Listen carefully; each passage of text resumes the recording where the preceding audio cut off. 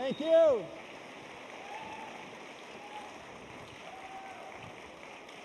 Good morning. Hello, my name is Sam, and I work for you. After that city year display, I'm feeling pretty loose and funky. I don't know about you. Yeah. Thank you, City Year. Thank you, Dr. Emmett Carson, for spearheading efforts to bolster educational outcomes for our kids and for leading bold initiatives to confront the great need in our valley. And thank you to all the Overfelt students, the teachers and staff for hosting us here at the Dungeon.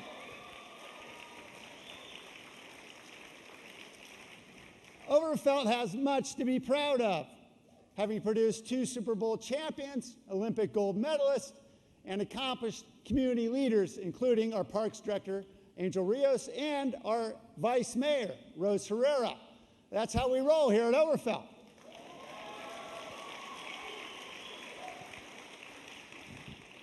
Yet we should really celebrate that under Principal Vito Chiala's leadership, 3/4 of Overfelt grads, as he mentioned, are now enrolling in college, and that the number of advanced placement students has doubled in 5 years. Give yourselves a round of applause.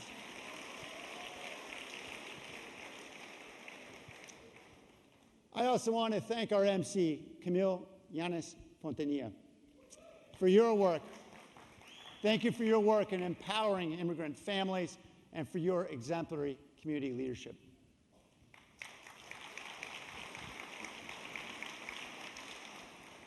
And congratulations, of course, to all of our community and employee honorees for your inspirational service. And a big thanks to those who participated in so many ways and enriched this great event.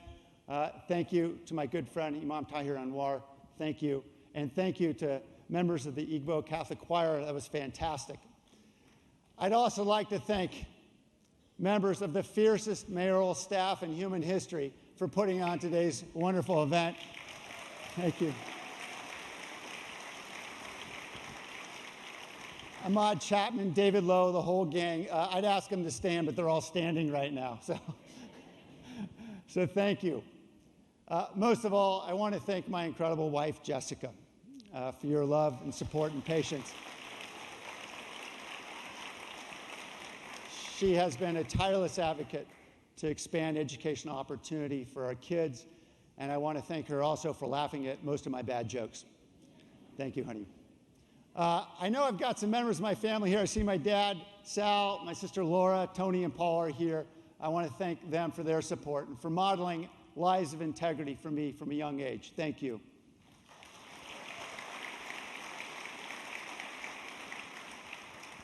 My family has also reliably supplied a source of opinions about my performance as mayor. For example, my wife's 5-year-old cousin, Mia, saw me on TV on a newscast and opined that, quote, Sam doesn't really work or anything. He just talks a lot on TV. And so I heard that. So I've learned a few lessons in my first year as mayor. Above all, to listen more, to talk less, and to laugh more. I've learned that when everyone knows that you're the mayor, you cannot escape a supermarket without buying Girl Scout cookies. Yes, so my wife and I have about 68 boxes of Thin Mints in the garage, if you want any. I have seen my colleagues on this council and our city workforce over the past year rise above the acrimony of the past to work collaboratively to achieve great results, reaching resolution on 11 union pay contracts, on pension reform, and unanimously passing a balanced budget. Thank you, members of our city. And the many members of our city workforce inspire me daily with their passion to improve services, even in a time of continued diminished resources.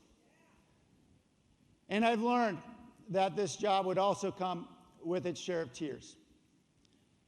And as we just commemorated, no member of our community will forget the loss of one of our city's brightest lights, Officer Michael Johnson, who heroically gave his life defending our community on that tragic night of March 24th, almost a year ago.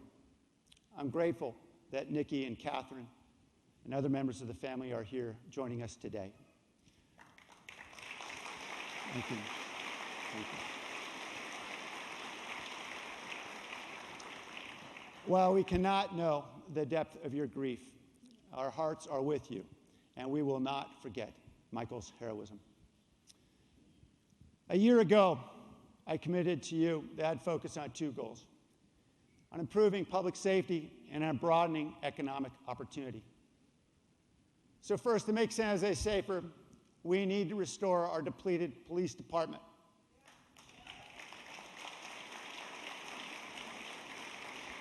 And we have much work to do to improve retention and hiring. Fortunately, we've made progress, reaching a settlement of longstanding battles over pension reform with each of our 11 unions to create a more fiscally sustainable set of retirement benefits that will also save our taxpayers $3 billion over the next generation. I want to thank our city employees and union leaders for stepping up to enable the rebuilding of our workforce. Thank you.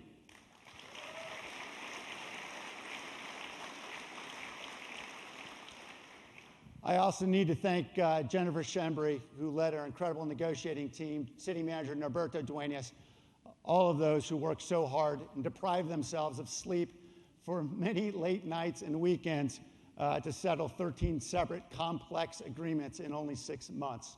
That was incredible work.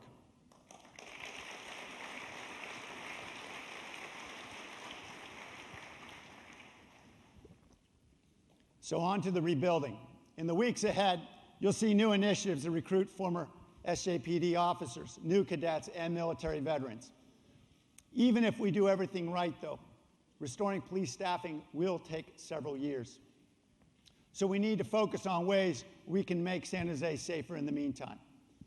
That's why we're restoring 14 firefighters this year, add the equivalent of an engine company to improve our emergency fire response. And we're doubling the ranks of our community service officers to better address burglaries and other property crimes. We're investing in technology to make our officers more effective, having launched a security camera registry that has already enlisted more than 300 participating residents and businesses. This summer, we will have upgraded computer terminals in every patrol car. We're expanding the use of data analytics to better anticipate hotspots of property crime. But we're also preventing crime in new ways. We launched San Jose Works last summer, a jobs program for hundreds of teenagers, many living in gang-impacted neighborhoods. I want to thank County Supervisor Cindy Chavez for her partnership, and to our visionary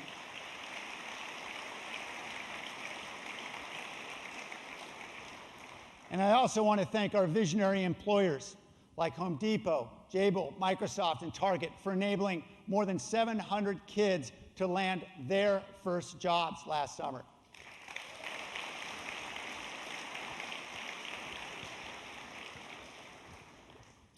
Throughout the summer, we witnessed extraordinary strength of character in these kids. One teen used his first paycheck to buy groceries for his family. Another young woman started her summer job the day she was released from juvenile hall, but her employer watched her self-confidence grow over the summer, and by the fall, she was hired full-time. This summer, let's give 1,000 kids a path to building a resume rather than a rap sheet.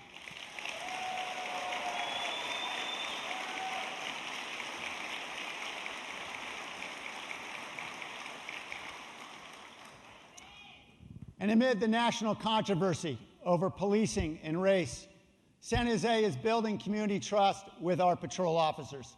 Our dynamic new police chief, Eddie Garcia, has improved training to de-escalate violent confrontations, has halted the use of chokeholds. We've hired one of the nation's leading minds in police accountability, Walter Katz, to serve as our independent police auditor. And in the months ahead, we'll publicly release data about police detentions and race. And as Councilmember Oshkola and I have advocated, we'll install body-worn cameras on every patrol officer's uniform.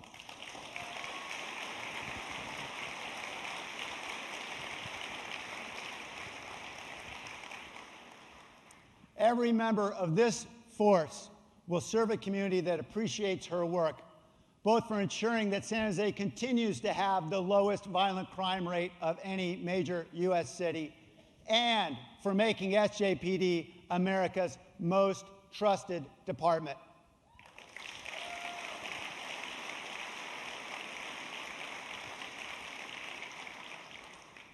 In addition to safety, I embraced the second challenge, broadening our valley's prosperity. Last year, San Jose boasted among the highest job growth rates of any major metro area in the country. We welcomed titans like Apple and Google. We cut the ribbon on Samsung's new America's headquarters.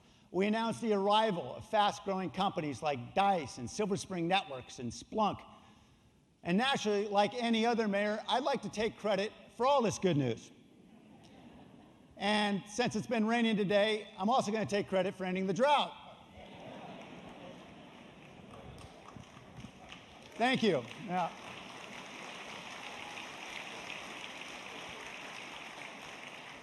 But the thanks really go to our incredible tech employers. And at the airport, long-standing efforts to recruit international flights have borne fruit, with 4 new destinations: Beijing, Frankfurt, London, and Vancouver, and soon, we hope, Shanghai, supporting hundreds of new jobs. Thank you to our hardworking airport staff, the Silicon Valley Leadership Group, and the San Jose Silicon Valley Chamber of Commerce for your advocacy.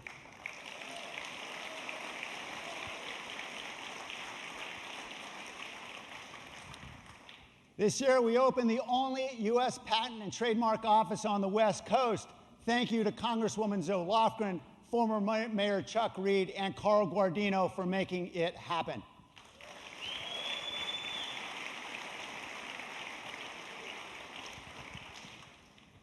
We also cut the ribbon on a world-class professional soccer stadium for the craziest, most fervent soccer fans in the nation. Thank you, San Jose Earthquakes.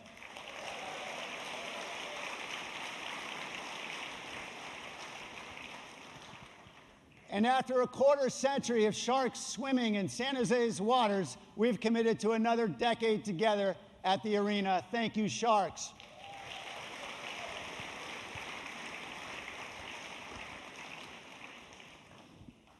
Meanwhile, we see downtown undergoing a long-awaited transformation. By reducing fees and accelerating permitting, thousands of new apartments and dozens of tech employers have emerged downtown, reshaping our skyline and revitalizing our streetscape. Thank you to the many partners, including Scott Neese at the Downtown Association, Danny Harris at the Knight Foundation, Dr. Lisa Vollendorf at San Jose State University, and many others who are helping to create our vibrant urban center with you.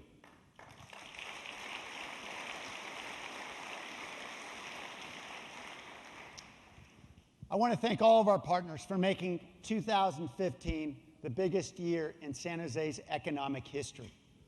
And I have to give a shout out to our small but mighty economic development team, led by Kim Wallish, Nancy Klein, and the Development Services Harry Freitas, and in my office, Rue Wirakun.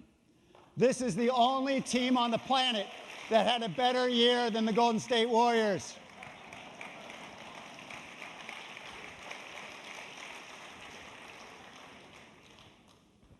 We've got more work to do, though. Above all, we've got to make it easier for small businesses to succeed, and that starts with reducing regulatory burdens and red tape. And thanks to Chamber of Commerce CEO Matt Mayhood for leading a task force to explore creating a process of self-certification for inspections and permit approvals to lessen those burdens.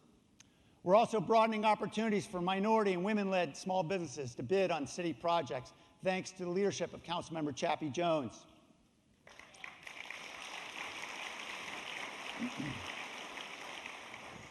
Yet the economy's rising tide means little to thousands of our residents, our community members who have been left gasping for air. We have to do more to get thousands of our homeless residents housed, despite our constrained resources. This year, under the leadership of our housing director, we are rehabilitating 2 deteriorating motels as apartments.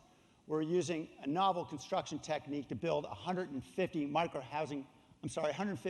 unit micro-housing village on city land and doing more than ever before. Thank you, Jackie Morales-Ferrand and your team.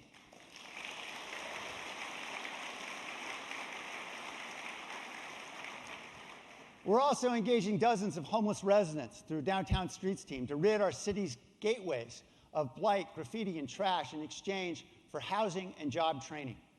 Thanks to Councilmember Tam Nguyen for pushing to expand their good work to clean up the Monterey Road corridor. Under Councilmember Raul Perales' leadership, we're exploring an innovative project to reduce street homelessness within the downtown, using a combination of housing, on-site supportive services, and integrated outreach on the street. Thank you, Councilmember Perales.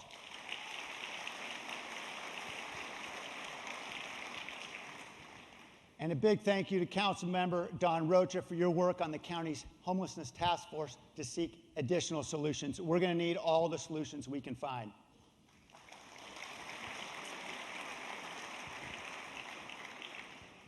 Our most compelling moral obligation lies in housing those who have served our nation. If you're a veteran, can I ask you please to stand at this time?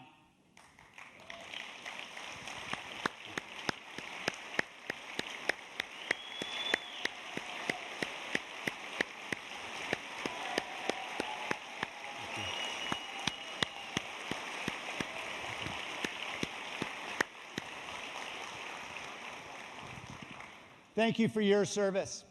Now it's our turn. In partnership with Destination Home, the County of Santa Clara, and our veteran community leaders, including Air Force veteran Vice Mayor Rose Herrera, we've made a commitment by our nation's celebration of the 100th anniversary of Veterans Day in 2018. We're going to bring all 700 of our homeless veterans all the way home.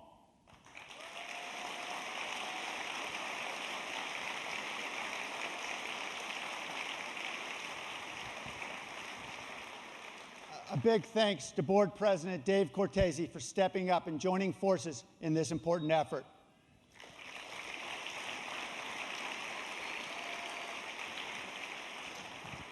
In the weeks ahead, we'll be convening our faith leaders to engage their congregations in the Housing One Hero campaign, and my special thanks to dozens of faith leaders who have already stepped up. In addition to the homeless, our neighbors include thousands more families whose breadwinners work multiple jobs just to pay rent. And we have to do more to enable their boats to rise with our valley's extraordinary prosperity. Manufacturing jobs provide a promising pathway to the middle class. So last summer, we launched a program to boost tech manufacturing by accelerating permits, waiving fees, and assisting employers with workforce training. More than 50 residents are now getting trained through Work to Future, including David Hovgard, a 52-year-old lithographer who lost his job 2 years ago. After a computerized machine tool training course, David now proudly works for Flextronics as a machine operator. Thank you, Flextronics, and thank you, David, for your faith.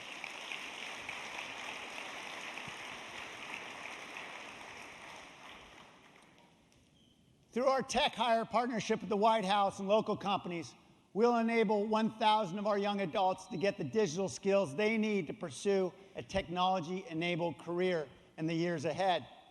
And in April, the Council can provide greater protections for thousands of tenants who are subjected to skyrocketing rents through changes to our city's rent control laws. I'm leading a regional effort with several other mayors to increase the minimum wage for all Santa Clara County residents. My fellow mayors and I plan to bring proposals to our council this fall.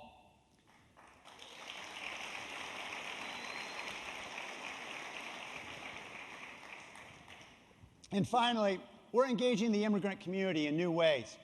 Building on the efforts of former Vice Mayor Madison Nguyen, we've launched our city's first Office of Immigrant Affairs to create pathways to attain citizenship, expand access to city business opportunities and services, and to prepare for what we hope will soon be administrative relief. Half of our small businesses are also immigrant-led, and so with the advocacy of Councilmember Mon Nguyen, we're adding a Vietnamese-speaking small business ally to our team of Spanish and English speakers. Let's make the American dream more accessible to many of our immigrant entrepreneurs.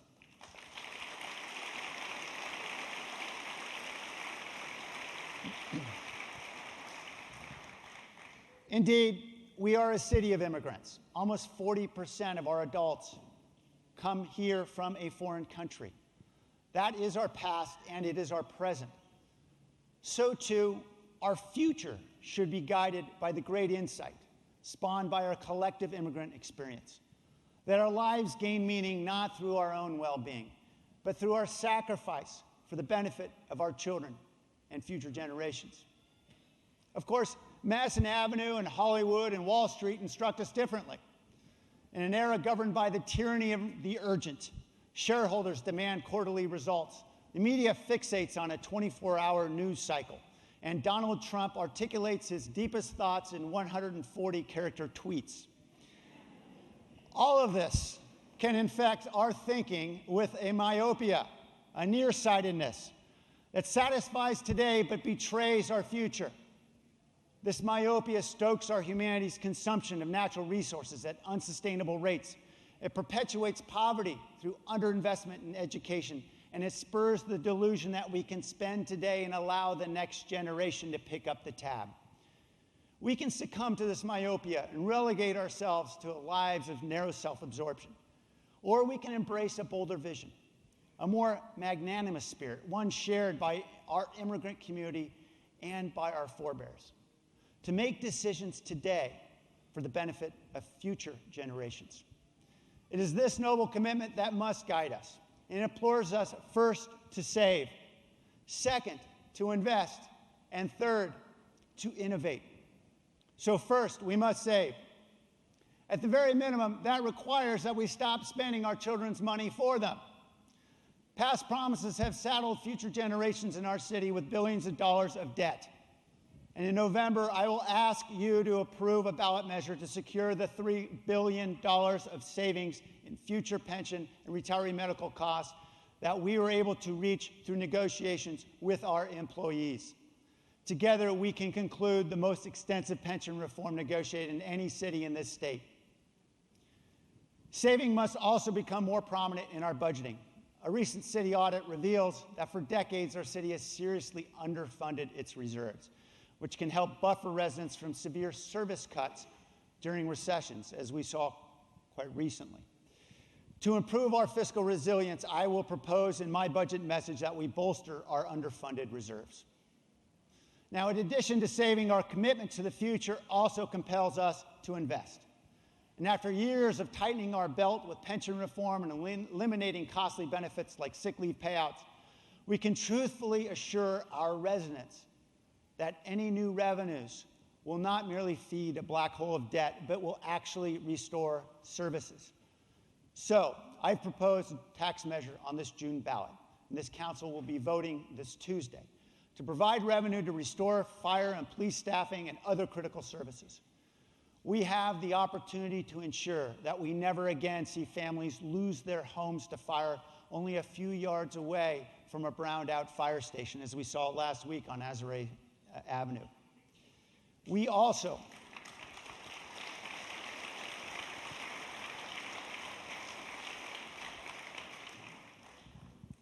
must reverse the decades of deterioration of our roads and basic infrastructure. For every dollar that we decline to spend today in basic street maintenance, we'll spend another $5 in road rehabilitation. So fiscal prudence demands that we not burden our children with our neglect, and we invest now.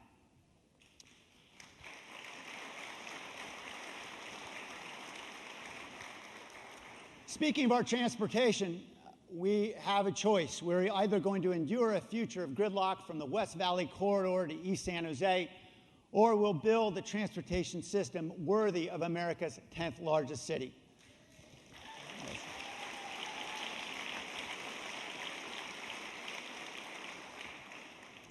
Next year, BART will open in San Jose's Berryessa neighborhood. Yes. It'll open ahead of schedule. It'll open tens of millions of dollars under budget. Thank you, VTA. Thank you, Nuria Fernandez. Thank you, Carl Guardino.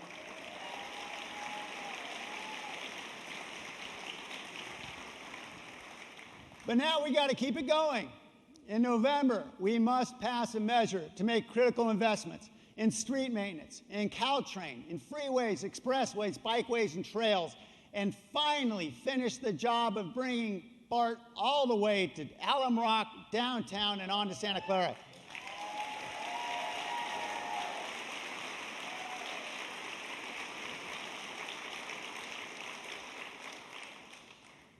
Our most crucial investment, however, is in our children. Through our partnership with the Silicon Valley Community Foundation and the White House, we have launched the My Brother's Keeper initiative to expand educational opportunities to enable more of San Jose's children to rise from poverty to prosperity. Through San Jose Learns, we've just launched high-quality after-school learning programs for over 600 kids in 13 of our highest poverty neighborhoods. With Councilmember Magdalena Carrasco, 5 school districts and partners like the Community Foundation and Innovate Public Schools, we will continue to identify the most promising innovative learning methods and scale them for broader impact. And a special thanks to the Shortino Foundation, who just committed to expand these programs this summer to kids in Franklin McKinley schools. Thank you, Elaine.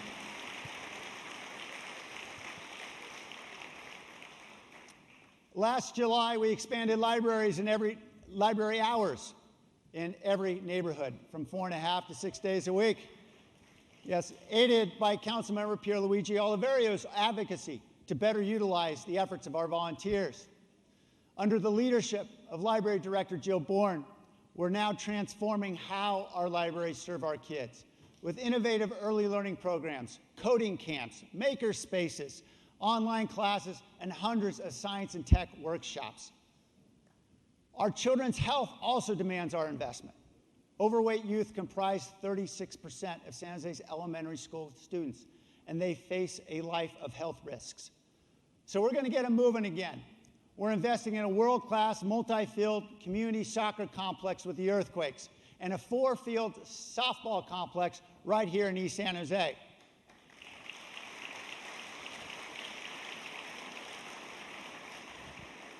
And we're going to broaden access to these and other playing fields citywide with expanded joint use agreements with our school districts. And our kids' dental health has also suffered in recent years. But studies show that fluoridated water reduces the incidence of tooth decay by up to 40%. Every major U.S. city in this country has fluoridated water except San Jose. Working with Fred Ferrer at the Health Trust and the Santa Clara Valley Water District, we're going to bring our water into the 21st century for the health of future generations.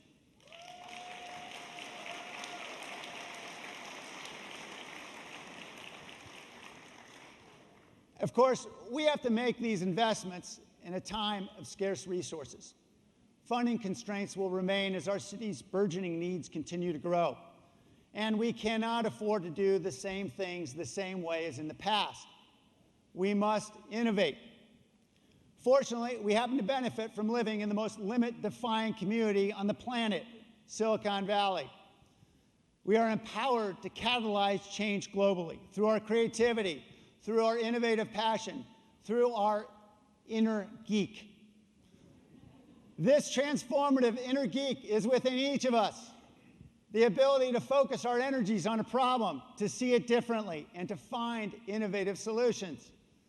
Can we put this power to work to benefit our city, to make our neighborhoods safer, to tackle homelessness, or reduce traffic congestion?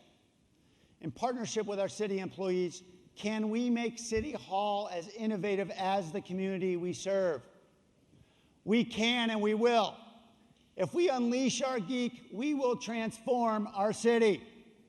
So, in the months ahead, we're going to launch a series of initiatives to make San Jose the most innovative city in the nation by 2020.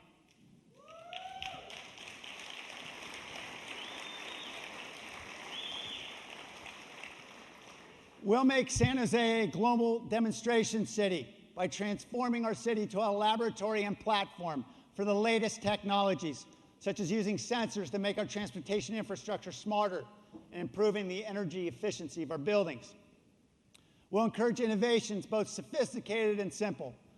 For example, we all dread seeing the awful graffiti on our freeway bridges and overpasses, but it takes months to be able to shut down the freeway to be able to get folks up there to clean the graffiti. So in the weeks ahead, we're going to launch a competition among bright students at San Jose State University, Santa Clara University, and hopefully some Oberfell students too. And we're going to enable them to design a mechanical device that will paint over that graffiti immediately.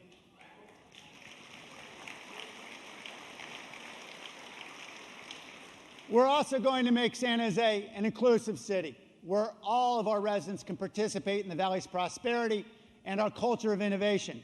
And we're working with several private sector partners today to launch high-speed 1 and 2 gigabit internet service, giving access to thousands of families and small businesses at no or reduced cost.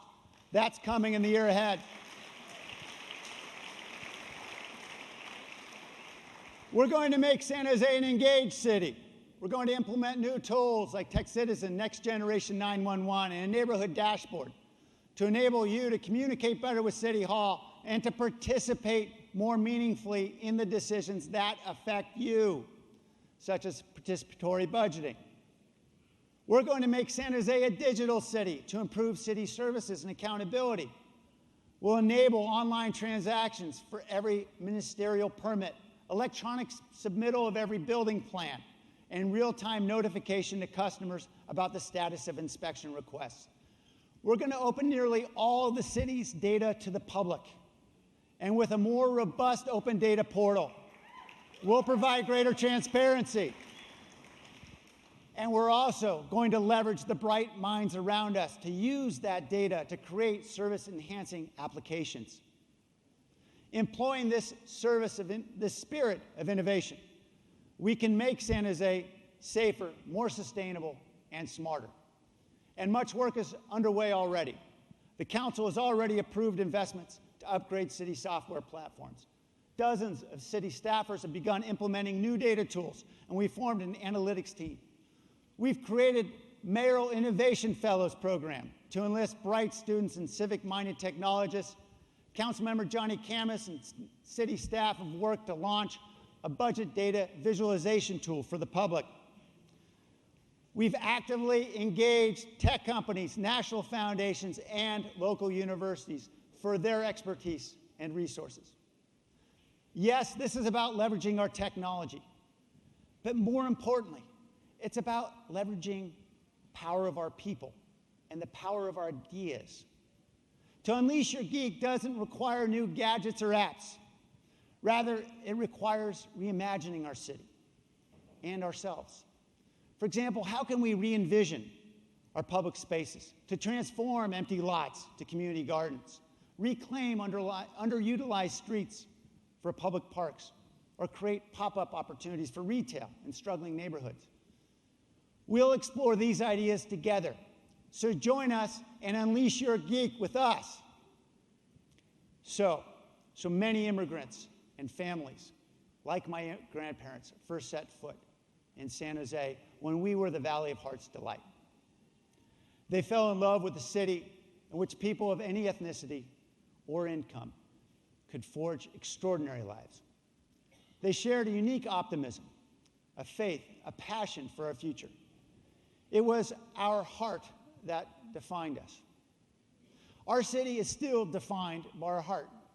And although our city motto describes us as the capital of Silicon Valley, I think we're more truly the heart of Silicon Valley. There are plenty of opportunities for work.